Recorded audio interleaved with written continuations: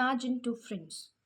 पहले वाले के पास 1000 है, उसने आज से इन्वेस्ट करना स्टार्ट करा।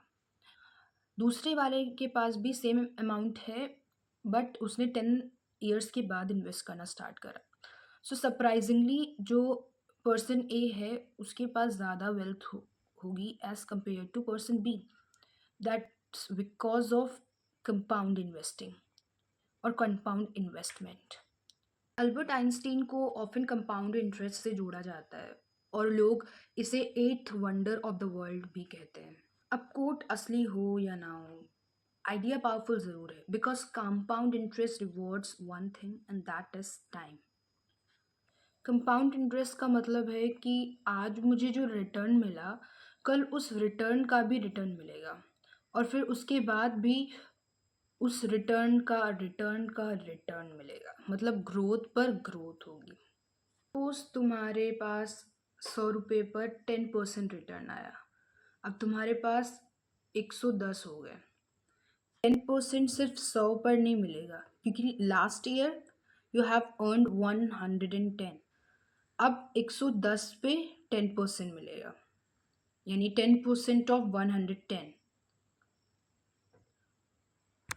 कंपाउंड इंटरेस्ट एक स्नोबॉल की तरह है।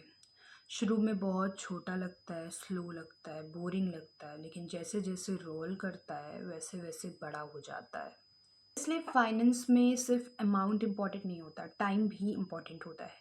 कभी कभी अर्ली स्टार्ट करना और ज़्यादा पैसे इन्वेस्ट करने से भी पावरफुल होता है। यानी अर्ली स्टार्ट करो, कम इन्वेस्ट करो, पर करो, क्योंकि अगर लेट हो जाओगे तो ज़्यादा भी इन्वेस्ट करोगे तो उसमें खतरा रहता है कि पैसा डूब ना जाए। So start early, whether it's small amount, but start with investing, ताकि वो कंपाउंड इंटरेस्ट होके आपका पैसा 2 से 3 गुना बढ़ा सके ओवर टाइम। कंपाउंड इंटरेस्ट सिर्फ मनी में नहीं होता, स्किल्स में भी होता है, कंटेंट क्रिएशन में भी होता है, और आप जो भी स्किल्स पर इन्वेस्ट कर रहे हो उसमें भी होता है। Just invest with anything, don't miss out with your current age. You are not supposed to wait for a time to start. Just start. Daily small improvements भी कंपाउंड हैं। डेली इम्प्रूवमेंट करोगे तो कंपाउंड इंटरेस्ट के होते चलते, अगर आप per day भी 1% बेटर बनोगे तो after 100 day you will be 100% better, right? So 1% की इन्वेस्टमेंट ही करो अपनी डेली स्किल्स पे, डेली हैबिट्स पे, बट करो, right? Because compound interest works here too. Most people underestimate what can happen in 10 years and overestimate what can happen in 10 days. Compound interest teaches them patience, to have patience and work for that one result जो twice, thrice, fourth होकर आएगा.